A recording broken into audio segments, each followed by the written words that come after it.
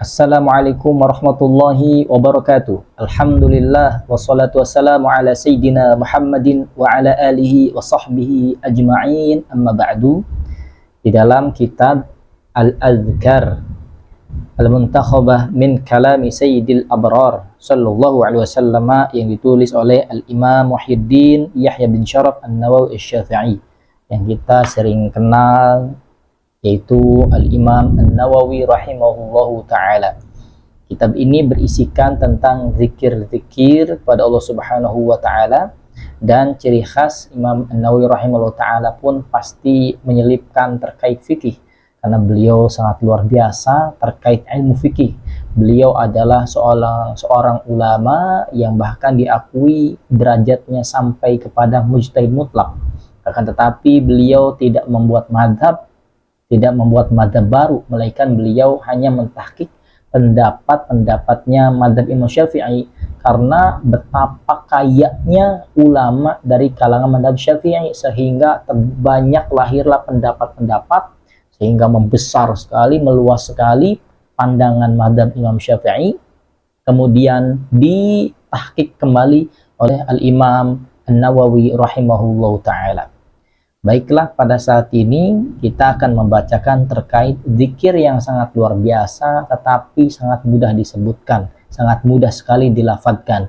Dan zikir ini pun menjadi zikir pembukaannya oleh murabbi almarhum al-maghfurlah Kiai Haji Muhammad Arifin Ilham. Baik, riwayatnya adalah warwina, dan diriwayatkan kepada kami fihi aydan, di dalamnya, an Juwairiyah ummul mukminin radhiyallahu anha, dari ummul mukminin Sayyidah Juwairiyah radhiyallahu anha, anna Nabiy sallallahu alaihi wasallam, sesungguhnya tatkala Nabi sallallahu alaihi wasallam kharaja min indiha, keluar darinya, bukratan hina shalla subha, pagi-pagi sekali tatkala beliau hendak melaksanakan sholat subuh. Jadi Nabi Muhammad sallallahu alaihi wasallam keluar dari rumahnya, yaitu Ummul Mukminin Sayyidah Juwairiyah, untuk melaksanakan sholat subuh. Wahya fi masjidiha, sedangkan Sayyidah Ummul Mukminin Juwairiyah radhiyallahu anha, beliau masih berada di tempat sujudnya, di musolanya. Tsumma raja'a ba'da an adha, kemudian Nabi sallallahu alaihi wasallam kembali lagi ke tempatnya Ummul Mukminin Sayyidah Juwairiyah radhiyallahu anha pada waktu duha, dari sebelum subuh berangkat, kemudian kembali lagi pada waktu duha. Wahya jalisatun fihi, kemudian didapati bahwasanya Sayyidah Juwairiyah radhiyallahu anha masih dalam keadaan duduk, sebagaimana keadaan itu ditemukan Nabi sallallahu alaihi wasallam tatkala Nabi keluar dari rumahnya. Faqala, maka Nabi sallallahu alaihi wasallam pun bersabda, maziltil yaum alal halati allati faraqtuki alaiha, apakah saat ini keadaanmu ini masih sama sebagaimana aku pergi darimu tadi, yaitu sebelum subuh tadi? Qalat na'am, maka beliau Sayyidah Juwairiyah mengatakan, na'am, iya wahai Nabi. Faqala Nabi sallallahu alaihi wasallam, maka Nabi sallallahu alaihi wasallam pun menjawab, laqad qultu ba'daki arba'a kalimatin thalatha marratin, setelah kejadian ini maka akan aku sampaikan kepadamu 3 kalimat, 3 zikir, yang mana jikalau dibaca 3 kali saja, lawuzinat bima qulti mundul yaum lawazanat hunna, jikalau diucapkan sampai 3 kali zikir ini, niscaya zikirmu tadi yang sebelum subuh sampai duha baru kembali Nabi sallallahu alaihi wasallam, niscaya akan mengimbanginya. Hanya 3 kali, berarti dibandingkan sebelum subuh sampai duha itu beberapa jam jaraknya. Apa kalimatnya? Subhanallah wa bihamdihi adada khalqihi wa ridha nafsihi wa zinata arsyihi wa midada kalimatihi.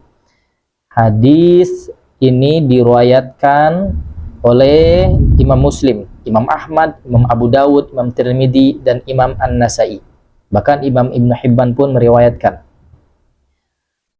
Apa artinya? Subhanallah wa bihamdihi, maha suci engkau ya Allah, bihamdihi, dengan segala puji-pujianmu. adada khalqi, sebanyak makhluk ciptaanmu. Masya Allah.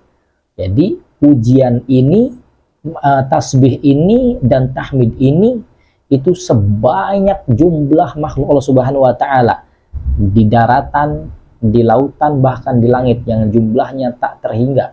Kita ketahui bahwasannya jumlahnya malaikat itu tidak terhitung, sebagaimana Nabi Shallallahu Alaihi Wasallam tatkala bertemu dengan Nabiullah Ibrahim alaihissalam di langit ketujuh, maka ditunjukkan bahwasanya Baitul Ma'mur adalah Ka'bahnya para malaikat. Ya, para ulama pun banyak yang mengatakan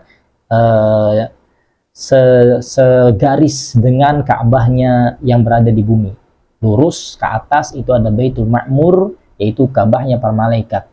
Yang mana dari awal penciptaan alam ini atau penciptaan Baitul Ma'mur ini 70.000 malaikat kurang lebihnya masuk ke sana dan tidak keluar lagi. Masya Allah, sudah berapa ratus tahun atau ratus ribu tahun, bahkan jutaan tahun atau mungkin miliaran tahun, para malaikat sudah masuk ke sana dan tidak keluar lagi. Ada yang beribadah macam-macam, ada yang sujud, zikir, dan lain-lain. Masya Allah, tentu sangat banyak sekali. Itu baru malaikat. Belum lagi makhluk-makhluk yang berada di atas daratan. Belum lagi makhluk-makhluk yang berada di lautan, lebih banyak jumlahnya daripada yang daratan. Masya Allah, sangat banyak sekali. Waridho nafsi, dengan ridhonya juga. Masya Allah, ridho Allah Subhanahu wa ta'ala tak terhingga. Ridho Allah sangat luas, sangat luar biasa. Masya Allah. Wazinata arsyihi, dan beratnya arsy Allah Subhanahu wa ta'ala.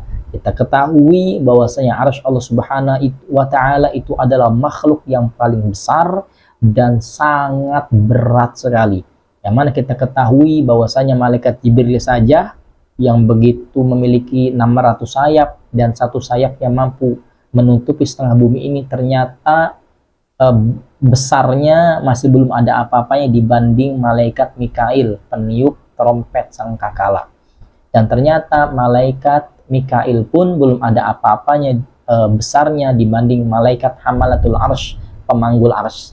Dan sebesar-besarnya malaikat Hamalatul Arsy yang di situ jumlahnya ketika di alam dunia, ya alam dunia, alam sebelum kiamat itu sekitar jumlahnya 4, tapi nanti setelah kiamat itu ada 8. Nah, itu 4 malaikat Hamalatul Arsy yang memanggul arsy itu ternyata tidak mampu mengangkat arsy Allah Subhanahu wa ta'ala. Masya Allah, di saking beratnya. Kemudian Allah Subhanahu wa ta'ala ajarkan kepada 4 malaikat ini sebuah tasbih, subhanallah, subhanallah, subhanallah. Maka mereka berzikir dengan kalimat tasbih itu, maka terangkatlah arsy itu. Sampai saat ini zikir subhanallah menjadi zikirnya para malaikat, sebagaimana dijelaskan di dalam kitab Tanbihul Ghafilin.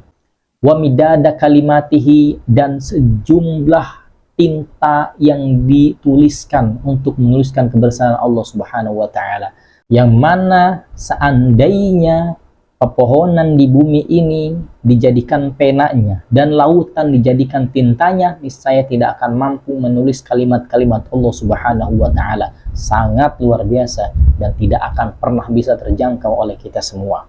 Oleh karena itu, zikir ini sangat luar biasa, cukup dibaca 3 kali dan keutamaan fadilahnya sangat besar sekali. Semoga atas dasar ini tercurahkan rahmat Allah, ridha Allah, dan ampunan Allah Subhanahu wa ta'ala kepada kita. Amin ya rabbal alamin. Subhanakallah bihamdika asyhadu an la ilaha illa anta astaghfiruka wa atubu ilaik. Assalamualaikum warahmatullahi wabarakatuh.